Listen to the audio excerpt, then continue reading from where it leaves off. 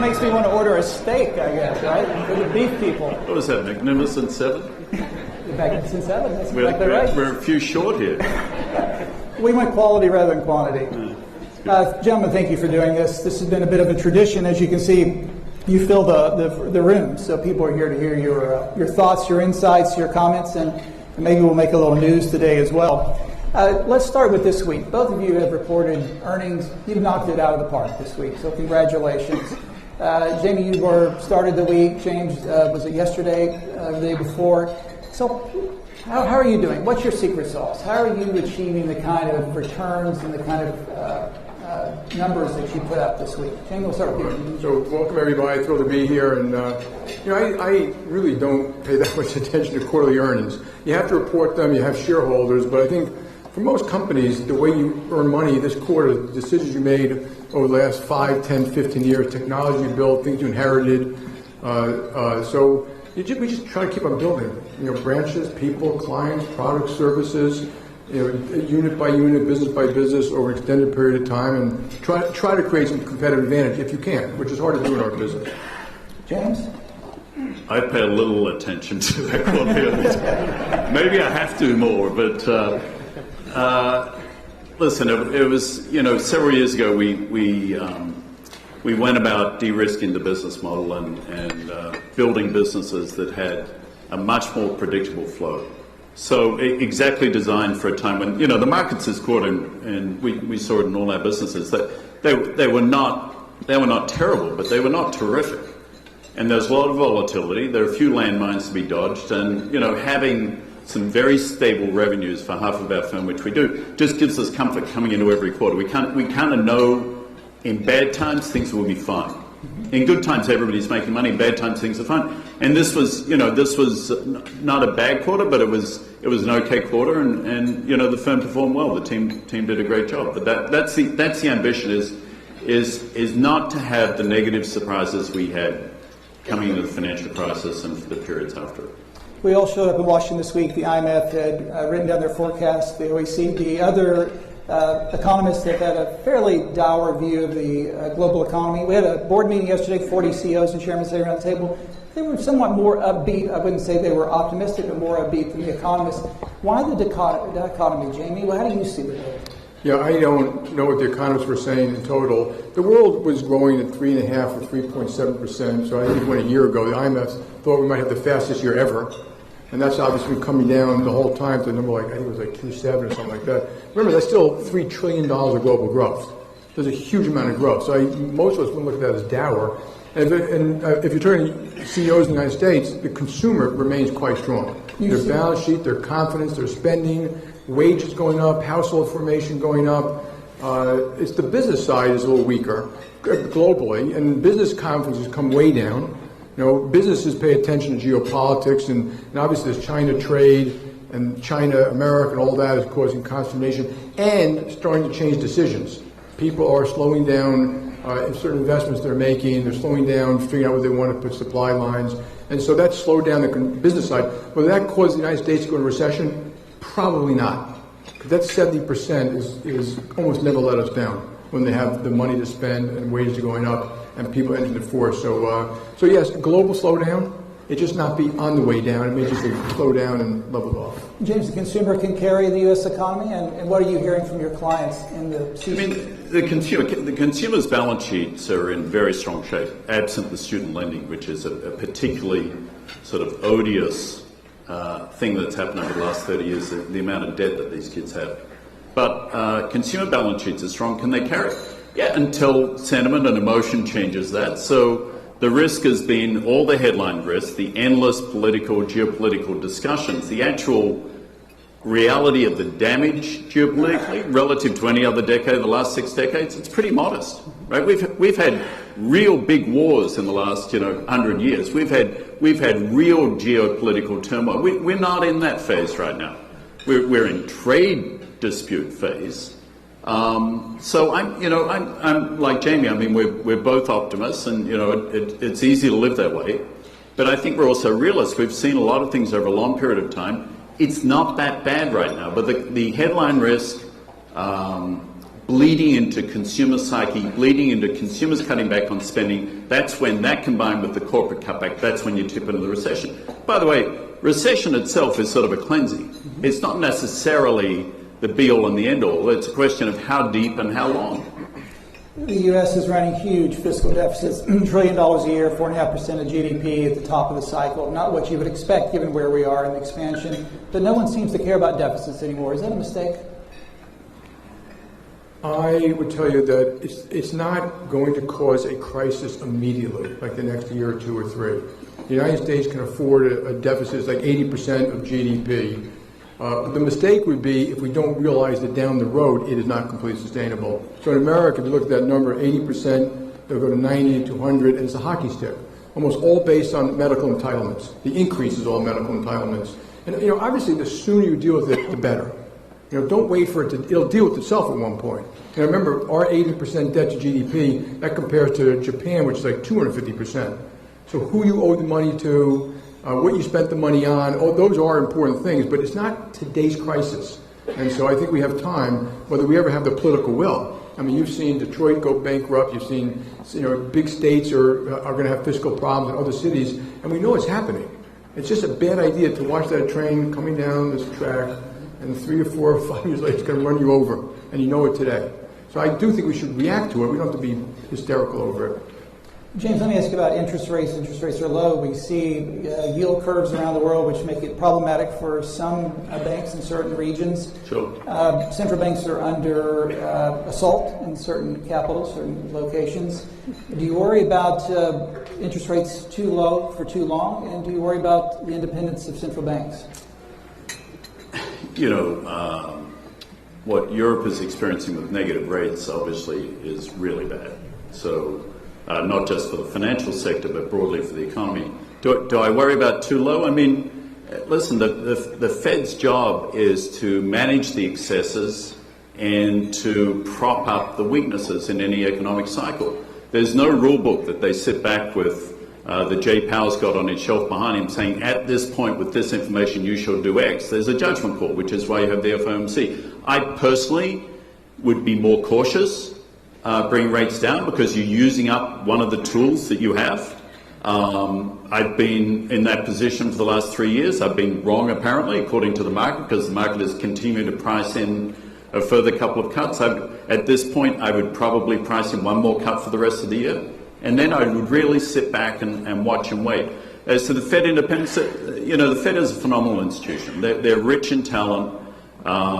They're dedicated professionals. The board has operated very independently for a long period of time.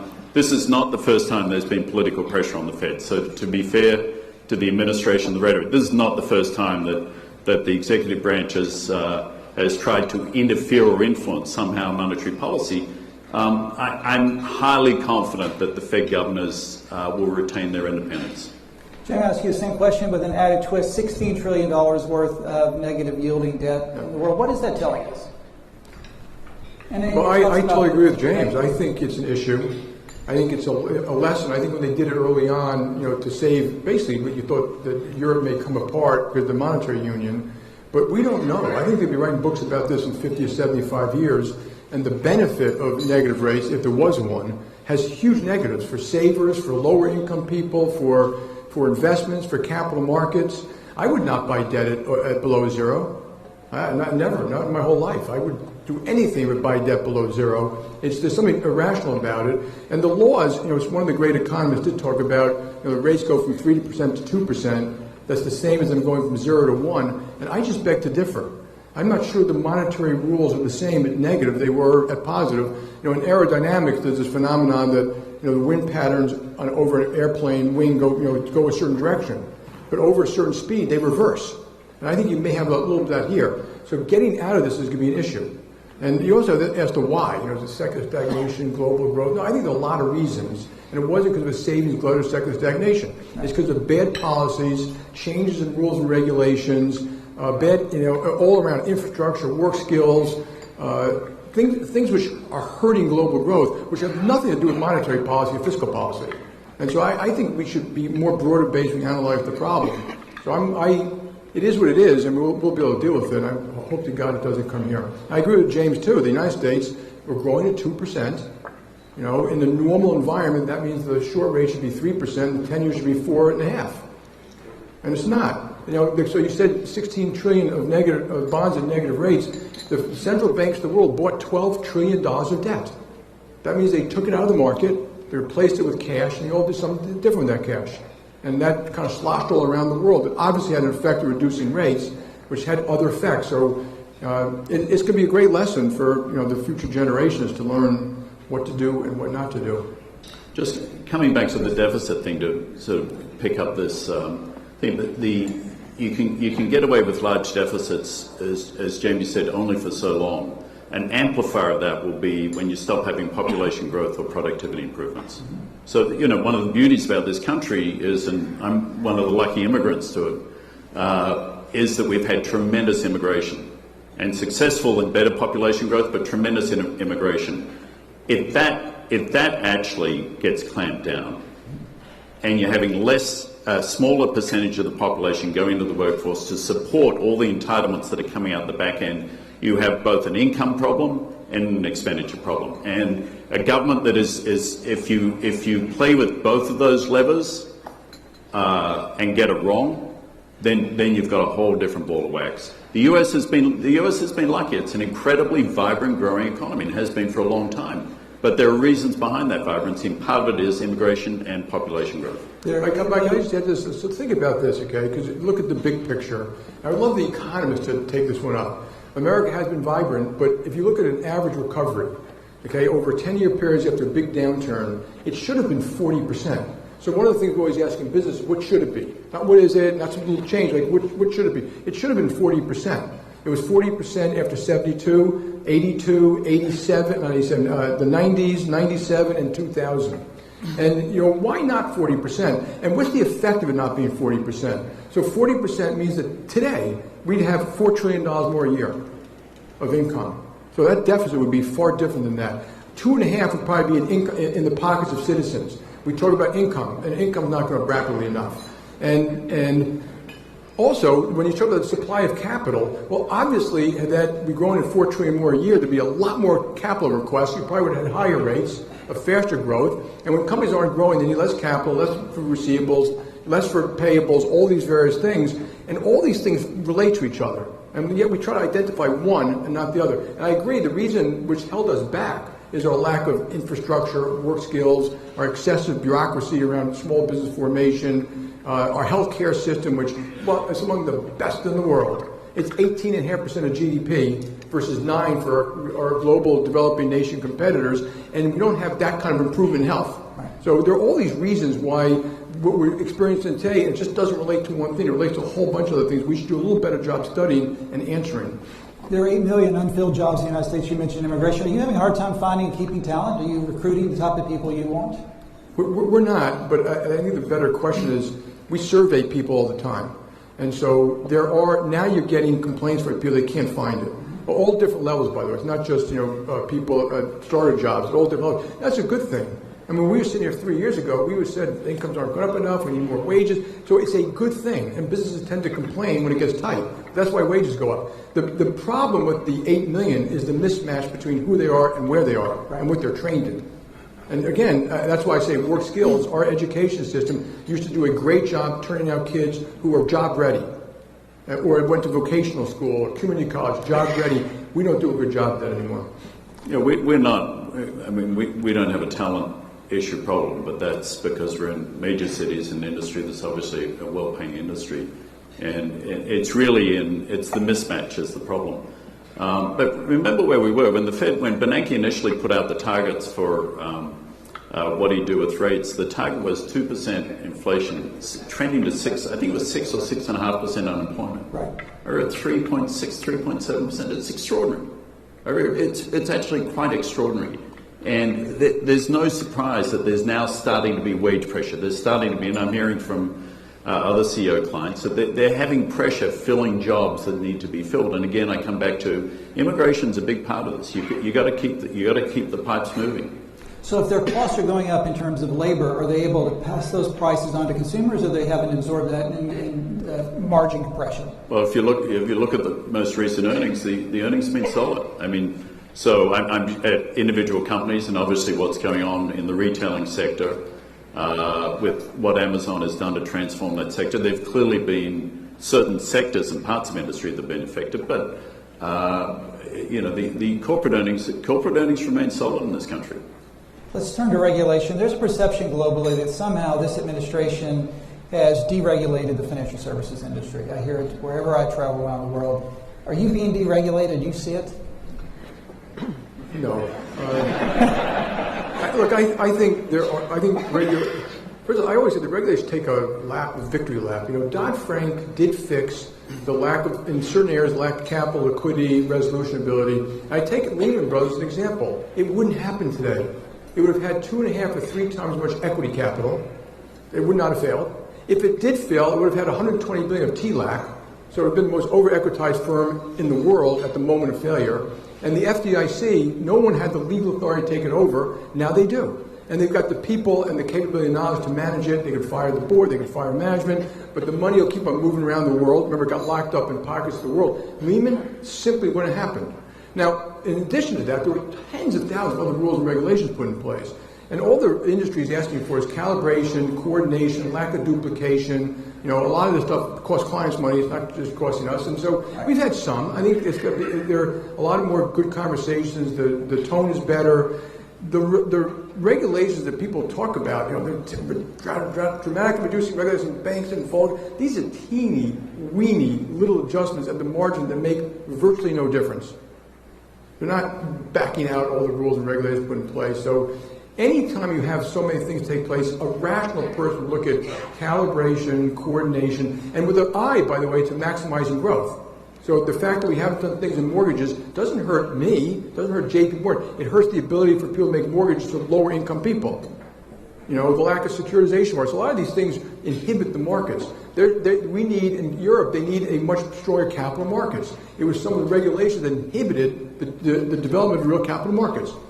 And I don't want to bore people with all the things, but that's in the interest of the European people to have a deeper, wider capital market system. So regulators should work with governments and whoever across it to say, let's develop a regulatory system that's the best regulatory system, not just more. And don't look at changing something as always being bad, a negative. It could be a huge positive for the public good. James, I'll let you piggyback on that, but let me give you a different twist. Might current monetary fiscal policy be fueling bubbles, financial bubbles, and do we have the right regulatory structure in place to ensure that if something does pop, it won't have the kind of effect we had in the past? Well, you've always got a risk of bubbles. I mean, you vacillate between fear and greed and the bull and the bear instinct, and with cheap money, you're always providing an opportunity for a bubble at some point. I would say, based upon what we see, certainly in the banking sector, it's very low. I mean, just on the regulation point, we've been living with this, from crisis times. What the regulators did was absolutely necessary and the right thing to do. The banks were over-levered. They were operating with anywhere between 30 and 60 times leverage. They were dramatically undercapitalized. They were using a lot of their balance sheets for illiquid investments. They did not have the kind of risk control structures that all of the major banks in this country have. And they didn't have an annual health checkup, which is basically what CCAR does. It kind of checks in like you go to your doctor, and every year you go and find out how you're doing your stress tests. Okay, we did well. The preemptive stuff, which is capital and liquidity, is like maintaining your health, your diet, your exercise. You get an annual checkup, and if things go bad, you've got your resolution plan. Right at the other end, that basic structure, which I don't think was designed with that complete picture in mind, that made enormous good sense to me. So the question is, okay, how much is enough capital? I don't know. Let's do at least what you would have needed to have got through the financial crisis without a problem. Fair start. And let's dial it up a bit because things could get worse. Fair enough. And let's add a buffer to that because there are always unintended things. Fair enough. And let's add another buffer because we can. Well, hang on. And that's sort of where we are. We're at the hang on moment. 10 years in, do you design something which is so safe? The mandate of the regulators is safety and soundness. If institutions are uninvestable, they're not sound, right? So if something is so safe it becomes actually unsound, And I think if you're going to drive the economic growth Jamie's talking about, you need balance sheet growth to support a growing. If you have a growing economy and the banks aren't growing, you will have a shrinking corporate and employment sector. So is it time to make some changes to the dials? Sure. Would we make, if you took 10 people from this room, make exactly the same changes? Probably not. But most people would say the dials feel like they're at that buffer level. Are there some changes to the process? You know, the changes in the Volcker rule were pretty simple, and they get back to, frankly, what Paul Volcker originally conceived of. The qualitative test, the CCAR Federal Reserve had, not doing that full qualitative test. That makes sense. You do an annual supervisory letter. That meets the test. So I'm not at all for junking the regulatory framework we have. It worked. It's good. It means banks are in a much more prudent capital liquidity position. Question is, when is enough, and how do we use that? Jamie, we had a hiccup in the repo market. You've been on the record of saying it's an issue of providing liquidity. How do you see, is that a regulatory issue, or is it a market issue, is it a plumbing issue? It was a little bit of both, but it is an example. I'm going to tell you why when you talk about coordinating between different policies, that you want liquidity in the system. And the liquidity in the system today is literally, if I think is accurate, is like $4 trillion. That's how much liquid assets do banks hold between deposits at the Fed, repo, treasuries, and a smattering of other stuff. But you're at the point where that $4 trillion can never be used for anything else. Okay, so what happened with the repo thing is kind of instructive. That banks in the old days would have in their checking account at the Fed very little money coming and go out all day long, and they wanted more money so you never would have negative balance. We always had negative balance at the Fed during the day. We'd send money out to all of you, you'd send it back to us by the end of the day. Our Fed account, our checking account was a small plus. Now, JP Morgan alone has $120 billion at the Fed. It goes down to 60 during the course of it, back to 120. So I agree, liquidity is critical, absolutely. I believe this my whole life, but why 120 to 60 or 120? Because other rules around resolution, recovery, and something called CLAR, which is stress testing for liquidity, said we want you to have enough in that account. And I'm not sure it's what the Fed wanted, but that's what these other rules required, such that you'll never hit zero. And then, of course, we all put a buffer on that because hitting zero, you might have some form of punishment, and we didn't want to be punished. So, and we may have made the wrong interpretation. It's possible, but I think we all were approximately in the same place in this. So once people, and at one point had excess. But once that got down to the point where we're now meeting our own requirements for resolution, recovery, and stuff like that, it doesn't matter what the repo rate was. We couldn't take any of that account and move it over. I would have moved the whole 120 billion. All of it. Sure, we like making money for nothing, it's just easy to do. And then the Fed had to come into it. So it was technical. Why did it go down? Repo is kind of technical. And, people have big corporate checks that go out and tax payments that go out and the treasury balance, the Fed drop and all these. So it was technical, but the banks hit that limit and they couldn't redeploy liquidity. The same issue will happen eventually in what I call the big liquidity thing, which is the $4 trillion, that's a little bit red line too, which is when these markets get rough, which the other thing keep in mind, these were not rough markets. These were very healthy markets that had that repo issue for a technical reason. But when markets get tough, you have the same issue about the ability to intermediate. And if you're locked up on the ability to do that because of literally a multitude of regulations, I won't go through them, that might cause more consternation in the market, which you don't want. Because these things were set up in a very rigid way, and they weren't coordinated between the various rules, and they should be. So we've spoken to our regulators, and I agree. I think they're quite right, and we'll look at this, and they should do it before the crisis happens, because it will happen. James, one of the objectives of the regulatory framework was to move some risk out of the banking system into the non-banking system. Have we moved risk into places that we can't see, it's harder to identify? I think there's not a binary, Tim, of a yes or a no. In some ways the system is efficient. The very sophisticated investment firms that happen not to be bank-regulated depository institutions are absorbing a lot of that risk, be they BDCs, hedge funds, private equity firms, other investment vehicles that have been set up. So does that cause me discomfort? Not really. Sophisticated investors, well advised, taking risk out of the balance sheet of the banks and frankly ensuring we have a healthier and safer banking system.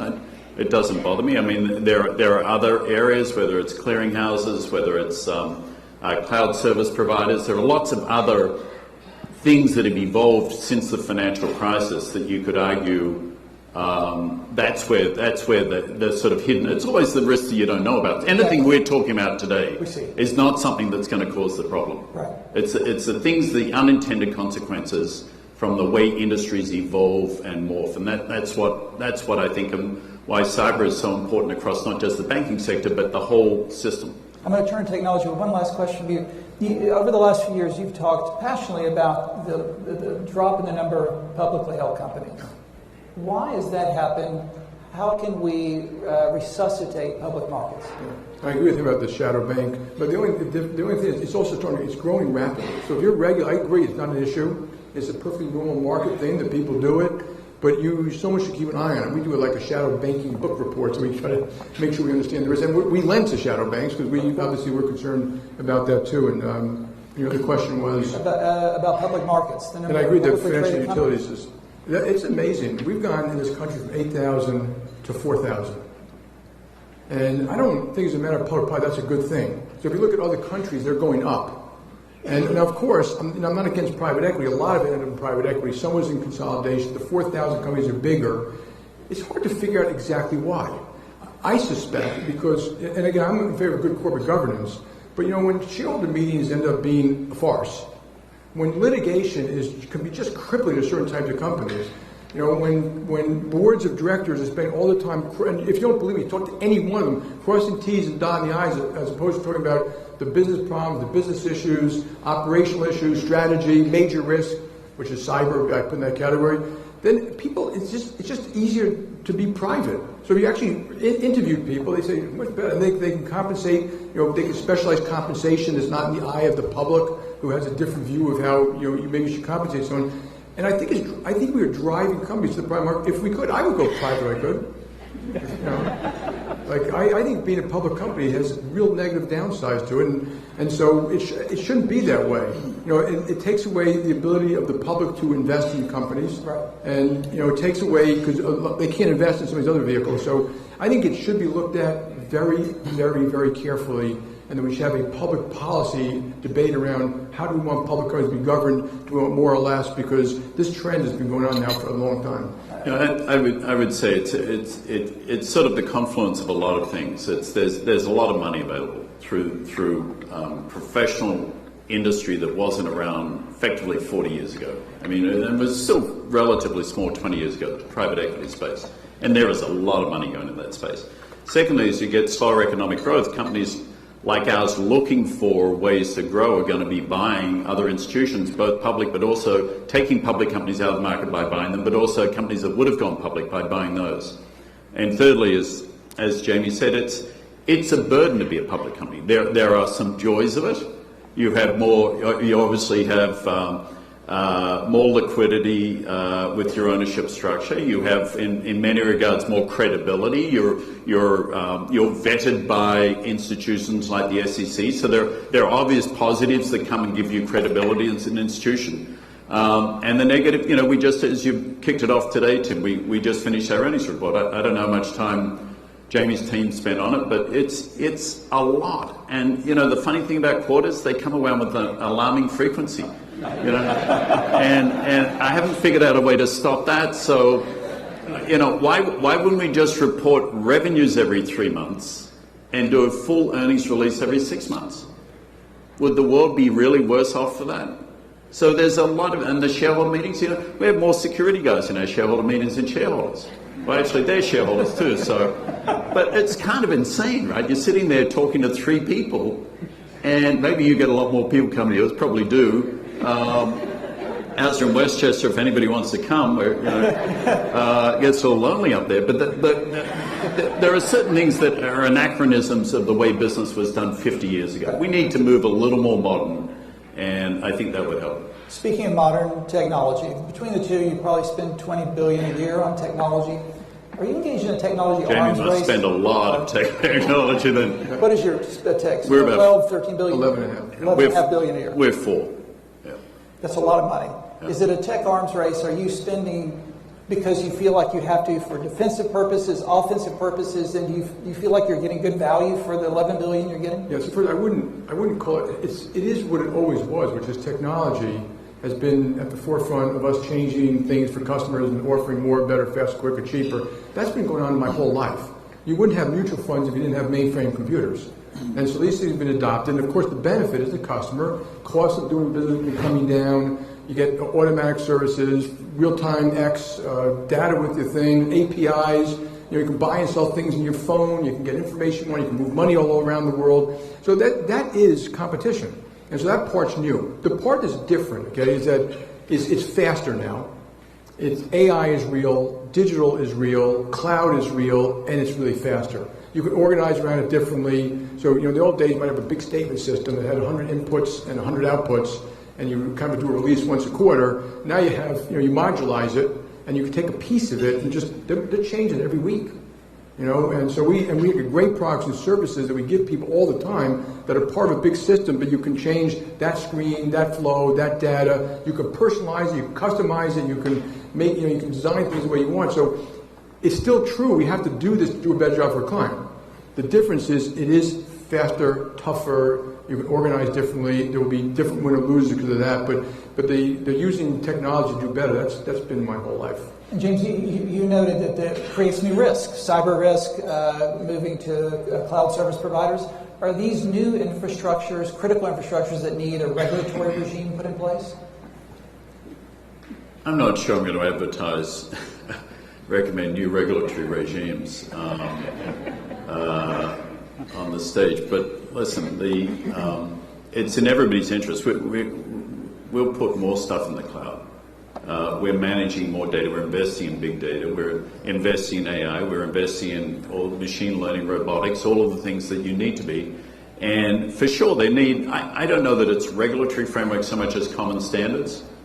And I think that's starting to come. We've been we're not a technology company, but technology infuses everything that we do. We started doing electronic trading in equities in the 90s, basically gave birth to that industry. It has worked its way all through the fixed income space. What is different, as Jamie said, is the pace of change is spectacular. The amount of attention the fintech sector has created, because technology goes where the money is. It's like Willy Loman. You go to where the money is, and the banking financial system has a lot of money swirling around it. So there's enormous opportunity to make more efficient and more productive. There's no reason why we can't adopt that ourselves. We are. We're both buying these companies, working in partnership with these companies, and where we can build the talent and capability ourselves, we do it. The war for talent and technology has changed dramatically in the last 15 years from what it was. I think the banks would have had their first choice. For a period of time, post-crisis, they were the last choice. Now it's come back. We're much more competitive in the marketplace. So there is a huge number of dynamics in this, but this has been going on, for 40 years. It's just accelerated with the incredible innovation coming out of the fintech sector now. Cyber, we mentioned resiliency, data usage, privacy, the conversion to the cloud. These all are additional risks. But just the financial market utilities, they should, in my opinion, we have regulatory regime, but they should be stress tested the same way the banks are. In a lot of ways, we concentrate a tremendous amount of risk there. So think about derivatives. We said derivatives, bilateral bet. It was more like a spider. Think of a spider web. Lehman was one thing. When Lehman went down, no other company went down because of derivatives. The spider web kind of worked. We've now concentrated a huge amount of risk in some clearinghouses, which if one of these financial market utilities goes down, that's a whole different thing. And they are thinly capitalized. And, of course, some are backed up by us, which creates another issue for some of the things. So they should have the disciplines to be doing that right. And I believe that Dodd-Frank gave the regulators the right that's under their umbrella. And I think they should spend more time with them than with us. Jamie, one technology innovation that's getting a lot of headlines is Libra. Do you have an opinion on Libra? Sustainable, not sustainable, real, not real? It was a neat idea that will never happen. And I have nothing else to say about it. And we already have stable coins, so they're not the first to do that. So you have a JP Morgan stable coin. We have a JP Morgan stable coin called JP Morgan Coin. It's backed by $1, so it's really stable, and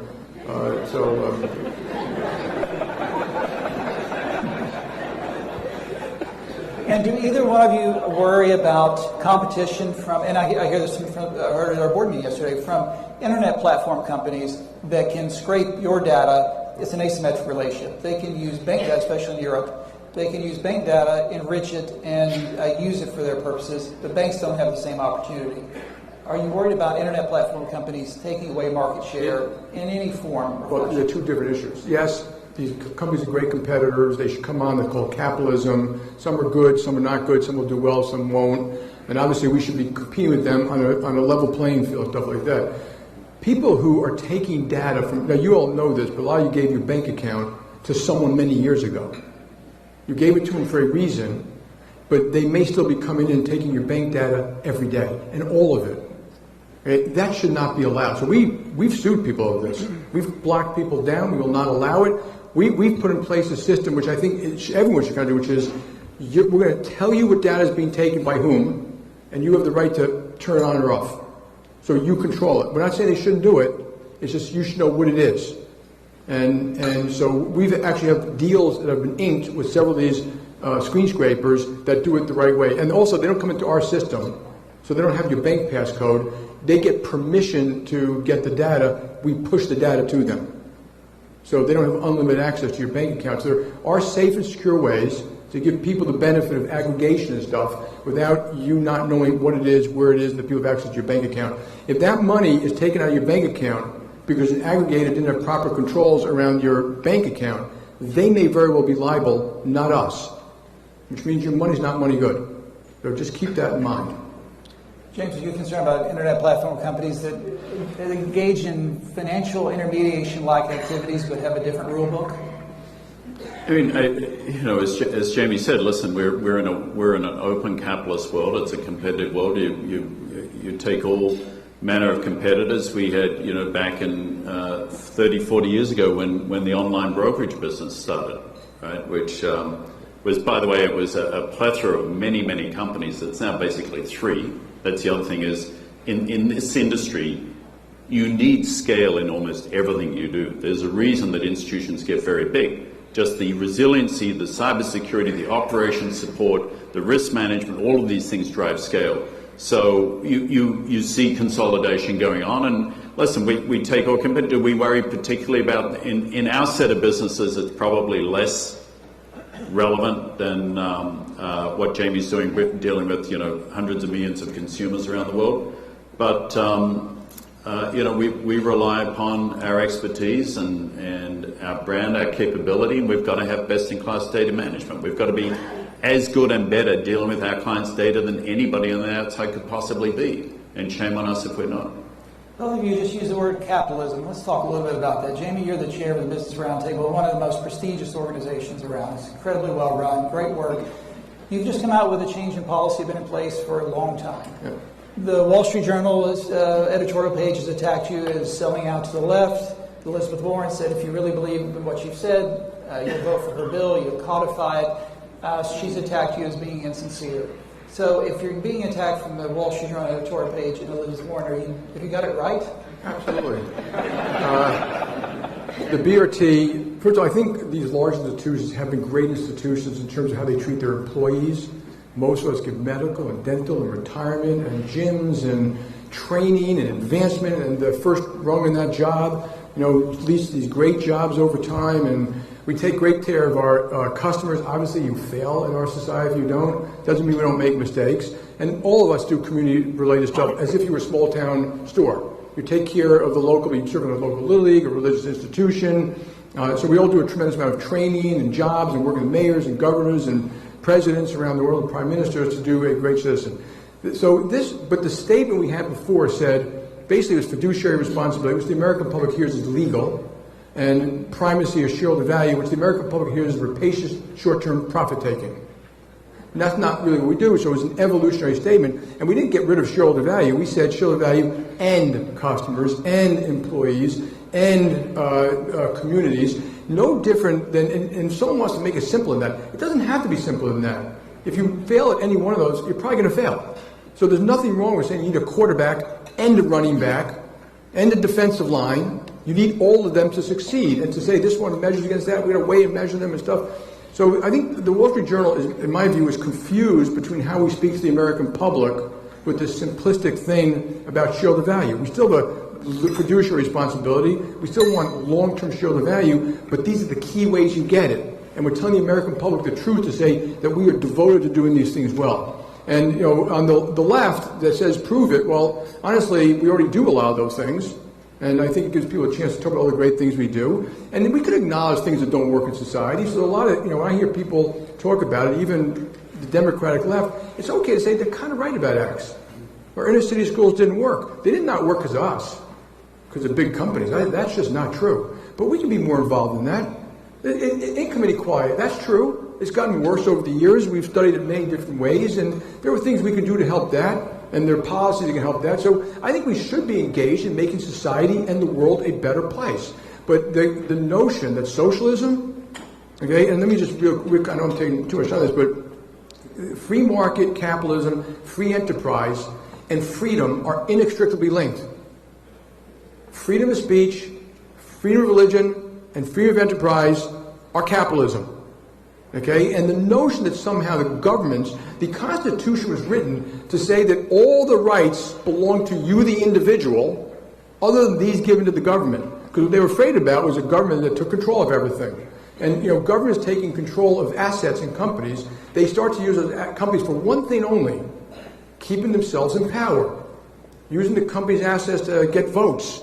Okay? And these companies erode over time, and you do end up with Venezuela. Look at any single one of them is that these companies get polluted over time. So we can acknowledge and fix what goes on in a corporation. If you say Sweden is a bigger free market than the United States.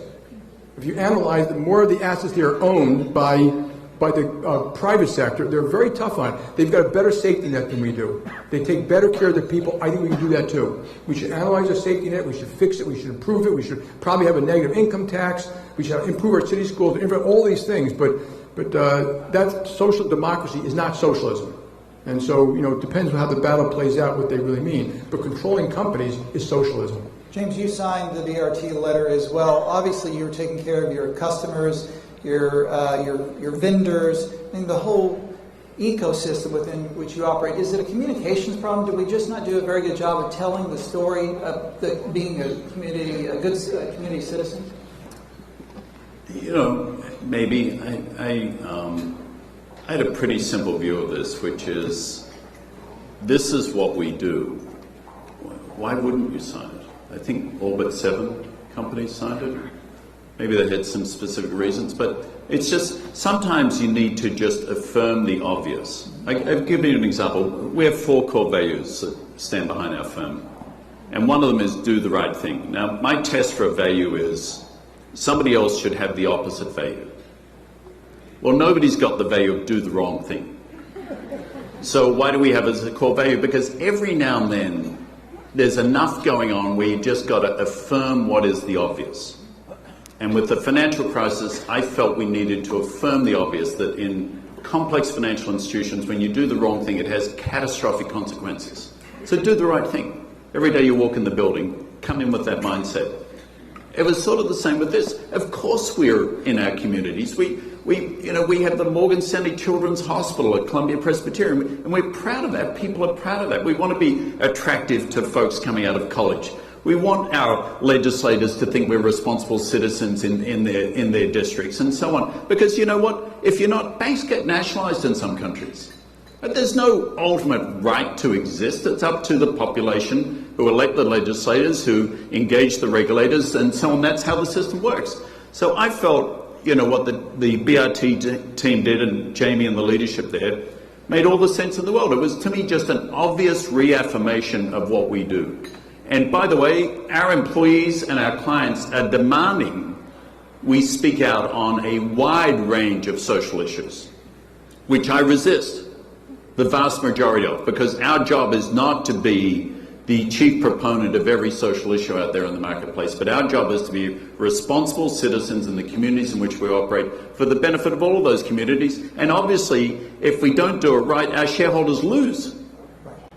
So as a shareholder, and I'm a shareholder, I want that. So to me, it was a no-brainer. I really didn't understand the pushback on it. I was kind of, you know. I had one little thought. So I think that the view of collaboration and what we can do more to help lift up society, when business, civic society, and government work together, that's what works around the world.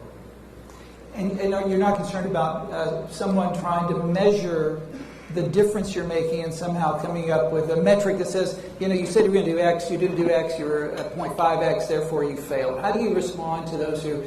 So what? We do that all the time. We don't mind being measured, and everyone's got their own point of view of what we should do, but we have no problem trying to prove ourselves across those metrics. But we're not. We shouldn't go do what China's doing. But now they're going to have a social index metrics for every company. I just think that becomes a mistake. I concur with you there. One of the top topics we are taking on at the IIF that's just come out of nowhere over the last 18 months is sustainability, green finance, and climate. Climate Week in New York 2 weeks ago, we had a team there. 2 years ago, we didn't even go to Climate Week. How are you at JP Morgan and Morgan Stanley looking at sustainability from an environmental perspective? We can talk more broadly as well. But how are you embracing this? Well, I'm surprised you said it's come out of nowhere in the last 18 months. For us, it was not on our agenda, and then all of a sudden, okay. we can't hire enough people to fill the needs that we're trying to cover. I mean, listen, I spoke somewhere recently, I think it was a congressional hearing, and I was asked about how would the financial system do with what's going on with global warming, and I said, you know, a little facetiously but accurately, if we don't have a planet, we won't have a very good financial system. So we set up a sustainability institute about 7 years ago, led by one of our management committee members, who's probably here, Audrey Choi. And you know, we're interested in it as an institution in contributing in a number of ways. Intellectual capital about what the actual science is, how to help think through new forms of energy to replace the old forms and what the right transition period is, how to inform investors on what their choices are, how to create product that give people a choice who only want to invest in E or S or G type funds. So there's a whole, and now we're doing a major effort around plastics, and not just the recovery of plastics from the ocean, but what do you do with this stuff, right, when you're recovered? Do you turn it into bitumen on the roads? And there's some examples where that's been successful. So we think we're in a position to add an intellectual voice to the argument, in addition to obviously our own personal viewpoints on these issues. So this is something that has, you know, every now and then you get surprised.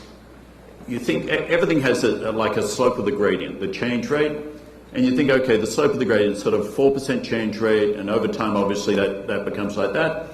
This has been an exponential change in the last couple of years. The amount of interest from the clients, the way people want to construct their portfolios, their level of sustainability investing, is just, it's sort of overwhelming the system. So what is the consequence of that? I was with Sovereign Wealth Fund this morning, we were talking about this issue, and he described it beautifully. He said it's a bit like when you go around the world and you've got to carry a little bag full of different light switches, your plugs, they're all different shapes and sizes. And you go to Japan, it's this, you go to Davos, you got this, go to Australia, it's about that big, I don't know why. But there are no standards. There are standards being set up in different, is it for the MSCI and Standard & Poor's to establish the standards? Is it for the rating agencies? Is it, how do we create not an industry of 1,000 industries, but one common language and set of standards to measure and help companies gauge how they're doing on these various metrics, and that's something we can hopefully help with. There is no. So it's a huge deal. It's a huge deal. There's over 200 terms that are used for this space. But this is an explosion that is not going away. This is, and the Scandinavians are ahead of the game on this. The Northern Europeans generally. This is full on now. We certainly heard it from our board yesterday. Their instruction to me was take it on and run with it. How are you? I agree with everything James said. I would add one caveat, important caveat, which is if we want to solve this problem, governments are going to have to take action. Green bonds will not solve it. And it kind of gives people a false sense of security that somehow beating up on companies and doing X, Y, or Z. There is the amount of CO2 put in the earth out of the atmosphere is huge. It's got to be global. It's got to be a global treaty, a real one, not a one with no teeth, which the Paris Climate Accord had no teeth to it. And India and China didn't agree to any limits on that type of thing. You could argue that's true. They're emerging countries. And they already do much more pollution than the United States. But the reason that maybe they should be allowed to do more, you have to have a real solution. The real solution, as far as I can tell, is and there'll be R&D, that will really help one day, if we find a new solution, is going to be a carbon tax or with the carbon dividend or an emission thing. All the other stuff is not going to kill it. You want to fix it. So America, and I think the world, we have to take real actions and not actions that make you feel good when you go to sleep at night but aren't fixing the problem. This is only one of 2 panels over the course of 4 days where it is all male. How do we do a better job in this industry of putting more women in senior positions and in the C-suite? Well, I think of it like at several different levels. Number one, you need individuals that demonstrate it's possible. So, for example, if your board of directors has no women on it, and everybody comes in to present to the board of directors, it's a problem, right? How is that not possible? You need senior leadership to show the young folks coming to the firm that it's possible to be successful as a woman. There's no genetic, no talent reason why not. I mean, it's been proven again and again how successful women are against men in every educational pursuit. But the sort of, and that leads to an unpleasant discussion around tokenism, which I don't like. I think it's more a question of finding role models who show it's possible, right? But that's only the tip of it. The way I think about it is like planes coming to land at an airport, and you've got some at 5,000 feet. Okay, that's the executive team who report to me. Maybe one of them will replace me in this job. It's possible. It's not likely because there are fewer women than there are men in that group. Planes at 10,000 feet, 15,000 feet, 20,000 feet. How do we start working on the 20, 25,000 feet planes and get the women in those groups to have the opportunities to develop the skills that you need to be successful at 10,000, at 5,000, and so on? Rather than just saying, what are your needs today? I'm spending a lot of time trying to figure out what do we need to do to shape you to be a leader for the future? And what risks are we prepared to take in people's careers to support them in making the important transitions to get out of their comfort space into a new area of the firm to operate where they haven't had the background in it, but we encourage them so we broaden their skill set. So it's a sort of multi-dimensional, this is the first year, for example, we had more women as a percent of our intern class globally. I think we had 1,000 interns. More than 50% were women. First time ever. Right? There are more women coming out of colleges. By definition, why wouldn't there be more women in the intern class? Of course. So and just one last thing on this. A lot of the discussion is around diversity and inclusion. I personally have a little campaign on the word inclusion. I don't like it. I like the word belonging. I want people to walk in a room and feel like I wasn't included. Somebody didn't stand at the door and say, yes, you can come in. It's my room too. Whatever my diverse background, color, gender is, it's my room too. I belong in that room. So it's a culture of everybody feeling when they're in the room inside our building, they belong there as much as I or anybody else belong there. We're just doing different jobs. Jim, that could be the last word. Yeah, well, first of all, to be a little defensive. Banks in general are doing better than real estate, venture capital, law firms, Silicon Valley, and all that. And this has been an effort for a long time. But I think they're fabulous. At JP Morgan, I think we have fabulous women. Half my direct reports are women, and they run major parts of the company. 30% of the top 250. There will be a female CEO at JP Morgan sometime in the future. What's the next one or not? No, the next one will be who's the best person at the time. And there will be artificial thing. But we have extraordinary women. I'm sure you have in Morgan Stanley, and it's just a matter of time. I'll note we have our 300 speakers over 4 days, 43% are women. It's the highest we've ever had. We're going to do better, I can assure you. Let me, in just the final minute, do something. I just want to, James, I want to commend you and thank you. You've been on our board for 7 long years, and your term is up. You've cycled off. I want to thank you for your time and commitment. You've been a great board member. And I still remember the first time I came to see you, and you said, I'll give you all the support I can, and two, you work for the board doesn't work for you. And I went back to my team, and I quoted you, and I said, that's our philosophy. We work for the board does not work for us. So you That's what my board told me. I was a quick study, Tim. And I'll say this to both of you. I see hundreds of CEOs and chairmen. I meet with leaders around the world. There are very few people that walk me to the elevator when we're done with our meeting, and the two of you always do. And that says something about character. And I want to thank you, Jamie, as well, for all that you do for us. So thank you, both of you, and James, thank you for your board. Thank you. Both, thanks for having us here.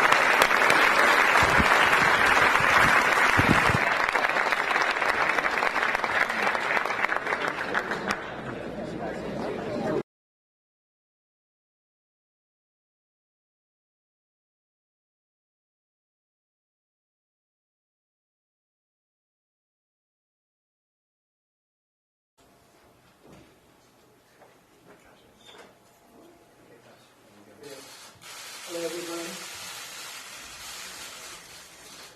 Thank you.